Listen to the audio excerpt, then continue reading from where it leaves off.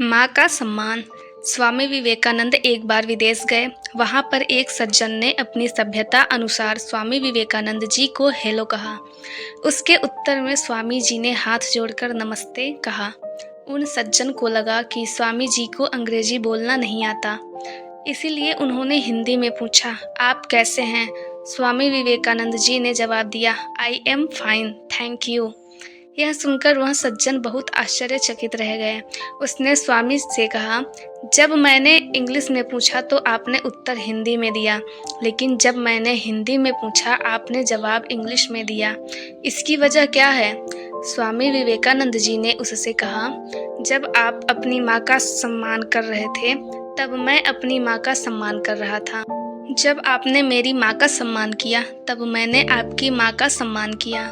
स्वामी विवेकानंद ने उससे कहा कि मैं अपनी भाषा को भी अपनी माँ के बराबर समझता हूँ। दूसरी कहानी है राजा को सबक। एक बार स्वामी विवेकानंद जी को किसी राजा ने आमंत्रित किया। राजा ने हिंदू धर्म का मजाक उड़ाते हुए कहा कि तुम हिंदू पत्थर और पीतल से बनी मूर्तियों की बनी पूजा क्यों करते हो? ऐसे पत्थरों को हम अपने पैरों के नीचे कुचलते हैं। इन बेजान पत्थरों के चेहरा बना देने से क्या उनमें प्राण आ सकते हैं?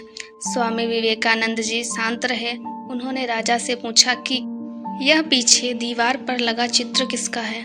राजा ने बहुत गर्व से कहा, यह मेरे पिता का चित्र है। स्वामी विवेकानंद जी ने पूछा, क्या आप यह चित्र उतरवा सकते हैं? राजा के कहने पर चित्र दीवार से उतारा गया। स्वामी विवेकानंद जी राजा से कहने लगे कि अब आप इस चित्र पर थूक दें। राजा गुस्से में तमतमाते हुए बोला कि मेरे पिता का चित्र है, तुमने ऐसी बात करने की हिम्मत कैसे की? स्वामी विवेकानंद जी बोले, कोई बात नहीं, अगर आप थूक नहीं सकते तो पैरों के नीचे एक बार कुचल तो सकते हो। इतना सुनते ही राजा क्रोध से लाल हो गया। राजा कहने लगा कि यह मेरे पिता का चित्र है, इसमें मुझे उनका स्वरूप नजर आता है। स्वामी विवेकानंद ने तुरंत जवाब दिया कि बहुत आश्चर्य की बात है कि यह तो केवल एक कागज का टुकड़ा मात्र है जिस पर कुछ रंग भरे गए हैं। इसमें ना कोई हड्डी है और ना कोई प्राण, फिर भी तुम इसमें अपने पिता का स्वरूप देखते हो। ऐसे ही हिंदू धर्म में भी पत्थर, तांबे और कांसे आदि धातुओं की आदि की देवी देवताओं की मूर्तियां बनाकर उनकी पूजा अर्चना की जाती है। यह बात सत्य है कि ईश्वर सब जगह विद्यमान है, लेकिन मन की एकाग्रता के लिए हिंदू मूर्ति को आधार बनाकर पूजा करते हैं। स्वामी विवेकानंद जी द्वारा दिए गए तर्क से उस राजा को बात अच्छे से समझ में आ गई। उसने स्वामी विवेकानंद जी से क्षमा मांगी। तीसरी कहानी है माँ की कीमत। स्वामी विवेकानंद जी से एक बार किसी ने पूछा कि इस दुनिया में हर कोई माँ की महिमा क्यों गाता है? स्वामी विवेकानंद कहने लगे कि अगर तुमको इस प्रश्न का उत्तर चाहिए तो जाओ और एक 5 किलो का पत्थर लेकर आओ।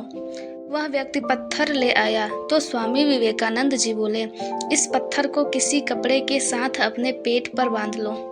उत्तर पाने की लालसा में उस व्यक्ति ने पत्थर को पेट से बांध लिया।